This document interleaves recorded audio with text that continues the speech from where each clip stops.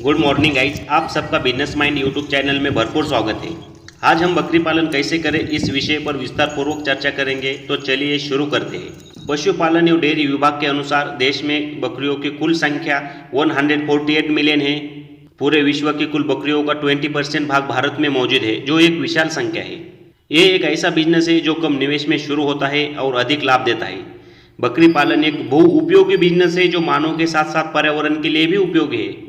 देखा जाए तो अन्य पशुपालन का व्यापार दाना पानी और रहने की व्यवस्था के कारण काफ़ी महंगा होता है, लेकिन बकरी पालन का व्यापार एक सस्ता और टिकाऊ व्यवसाय है। किसान खेती के साथ साथ पशुपालन और उसका प्रयोग प्राचीन काल से ही करते आ रहे हैं। पशुओं की उपयोगिता इसलिए भी महत्वपूर्ण है क्योंकि कृषि से जुड़े कई प्रमुख कार्यों में इनका इस्तेमाल किया जाता है। इनमें से गोबर से बनी जैविक खाद कृषि उपज को बढ़ावा देती है। इन पशुओं का प्रमुख स्रोत दूध खाना तो है ही, इसके साथ किसानों के लिए आय का प्रमुख साधन भी है। अब इतने सारे बेनिफिट है तो बकरी पालन करने में आपको कोई तकलीफ नहीं होनी चाहिए, ऐसा मुझे लगता है। जब बकरी पालन करेंगे तो आप और अन्य व्यवसाय भी शुरू कर सकते हैं। फॉर एग्जाम्पल, दूध का व्यापार, मांस का व्यापार, ऊन एवं खाल का व्यापार, ये सब व्यवसाय आप बकरी पालन के साथ साथ कर सकते हैं। ये हो गए बकरी पालन की बेसिक जानकारी। चलिए अब हम बकरी पालन टॉपिक्स पर विस्तार पूर्वक चर्चा करेंगे और जानने की कोशिश करेंगे कि बकरी पालन कैसे शुरू करें। अब हम बकरी पालन ही क्यों करना चाहिए, उसके कुछ रीज़न देखेंगे। बकरी पालन के खान पान में कम खर्च लगता है।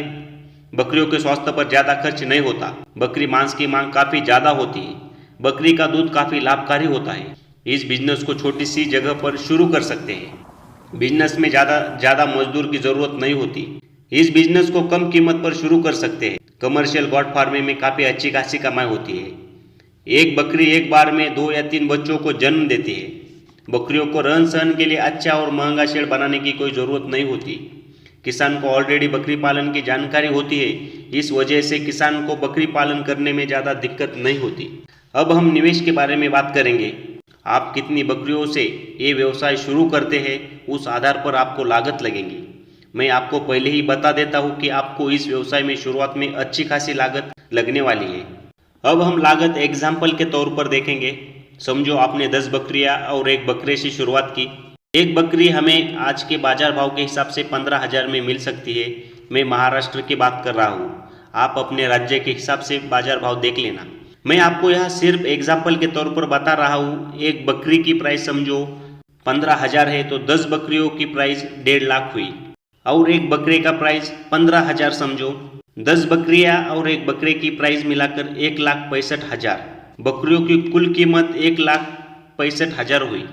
अब हम शेड का खर्च देखेंगे। एक बकरी के लिए 20 स्क्वायर फुट जगह लगती है, तो 10 बकरियां और एक बकरा मिलाकर उनको 220 स्क्वायर फुट जगह लगेंगी।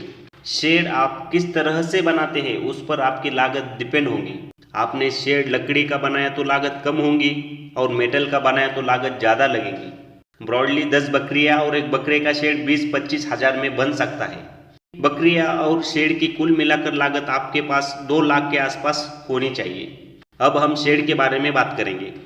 शेड बनाते समय आपको कुछ बातें याद रखनी बहुत ज़रूरी होती है।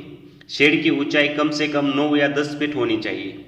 शेड को 3 हिस्सों में बांट दें, जैसे बकरे और बच्चों के लिए।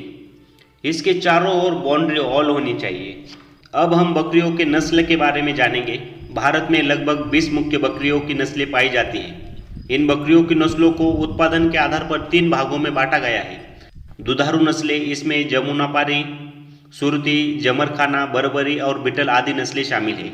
मांस उत्पादन नस्लें, मीट प्रोड्यूसिंग ब्रीड्स, इनमें ब्लैक बंगाल, उस्मानाबादी, मारवाड़ी, मेहसाना, संगमनेरी, कच्छी तथा सिरोही नस्लें शामिल हैं। ऊन उत्पादक नस्लें, इनमें कश्मीरी और चंगू है, और भी है, आप वो देख लेना। मैं आपको यहाँ कुछ सजेस्ट करूँगा।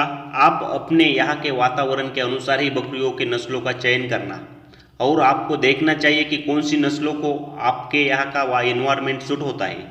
इसके हिसाब से ही बकरियों की नस्लों का चयन करना चाहिए। मैं आपको कुछ बकरियों की नस्लें सजेस्ट कर सकता हूँ। उसमें राजस्थान में सिरोही, बीटल, पश्चिम बंगाल में ब्लैक बंगाल नस्ल और उत्तर प्रदेश में बारबरी, जमुनापुरी नस्लें काफ़ी ज़्यादा लोकप्रिय है। इसके अलावा भारत देश की प्रमुख नस्लों की बात करें तो उस्मानाबादी, जमुनापारी, बीटल, सिरोही और अफ्रीकन बहुत ज़्यादा उपयोगी मानी जाती है। अब हम बकरियों के खान पान, चारा और पानी की व्यवस्था के बारे में देखेंगे। बकरियां एक दिन में 3.5 से लेकर 4 किलो तक हरा चारा खाती है। बकरियों को हरा चारा खिलाने से दाने की बचत कर सकते हैं। बकरियों का खान पान धीरे धीरे बदलना चाहिए। अधिक दूध एवं मांस उत्पादन के हेतु दुधारू, गाभिन बच्चों तथा प्रजनन के काम आने वाले बकरों आदि को उनके वजन एवं उत्पादन के अनुसार संतुलित दाना चारा तथा अन्य पोषक तत्वों के साथ उचित मात्रा में खनिज लवण नियमित रूप से देना चाहिए। बकरियों का मुख्य आहार हरी पत्तियां और हरी घास होती है। अगर आपके पास खेत है तो आपको बहुत कम खर्च लगेगा।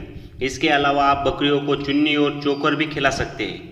अगर आपके पास बकरियों को चराने के लिए उपयुक्त स्थान न है तो किसी एक जगह पर दिन में 3 बार भोजन दें। अब हम बकरियों के रोग के बारे में जानेंगे।